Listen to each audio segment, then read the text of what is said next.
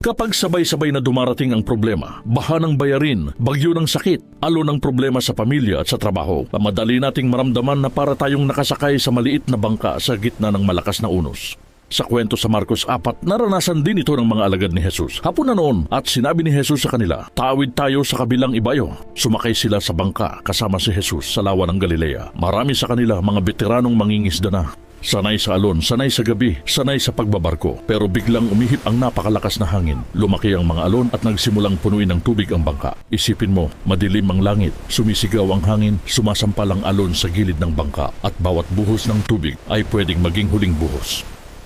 Ang nakakagulat, sa gitna ng lahat ng kaguluhan, natutulog si Jesus sa hulihan ng bangka, nakasandal sa unan. Kaya ginising siya ng mga alagad at ang sabi nila, "Guro, wala ba kayong pakialam? Mamamatay na tayo." Siguro, ganoon din ang sigaw ng puso natin minsan. "Panginoon, nakikita mo ba ang pinagdadaanan ko? Wala ka bang pakialam sa bagyo sa buhay ko?" Tumayo si Jesus, humarap sa hangin at sa dagat at sinabi, "Tumahimik ka, huminahon ka." At biglang tumigil ang hangin at naging lubos na mapayapa ang dagat. Pagkatapos hinarap niya ang mga alagad at tinanong, "Bakit kayo natatakot? Wala pa ba kayong pananampalataya?"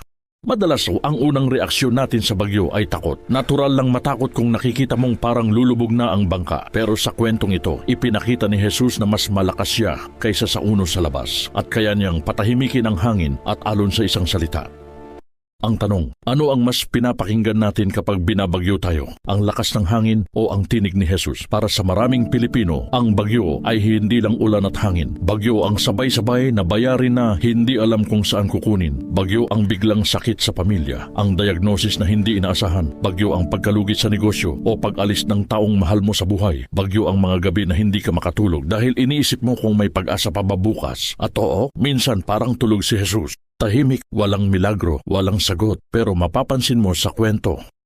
Kahit natutulog siya, nandoon pa rin siya sa bangka. Hindi niya iniwan ang mga alagad. Ganito rin sa atin, kahit parang tahimik ang langit, hindi ibig sabihin na wala na si Jesus sa buhay mo. Maaaring hindi niya agad pinapatigil ang bagyo, pero hindi ka niya iniwan sa gitna ng dagat. Minsan, ang unang himalang ginagawa niya ay hindi sa paligid, kundi sa loob mo. Ang patahimikin ang puso na puno ng takot, bago pa man tumigil ang hangin at ulan. Kung sa mga oras na ito pakiramdam mo binabagyo ang buhay mo, gusto kitang anyayahan na gawin ang ginawa ng mga alagad. Gisingin si Jesus, lumapit sa kanya, at ilabas sa kanya ang lahat ng takot mo. Pwede tayong manalangin. Panginoong Jesus, alam mo ang bawat bagyo na pinagdaraanan ko ngayon, sa pamilya, sa trabaho, sa kalusugan, sa puso ko. Minsan, pakiramdam ko lulubog na ang bangka at natatakot ako. Sa mga oras na ito, tulad ng mga alagad, tinatawag kita. Panginoon, iligtas mo ako.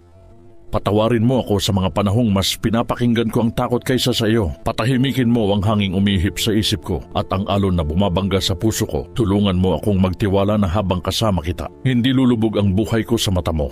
Sa ngalan mo, Jesus. Amen. Kung binabagyo ka man ngayon, huwag mong kalimutan. Ang bagyo may katapusan, pero ang kasama mo sa bangka, si Jesus, hinding-hindi ka iiwan.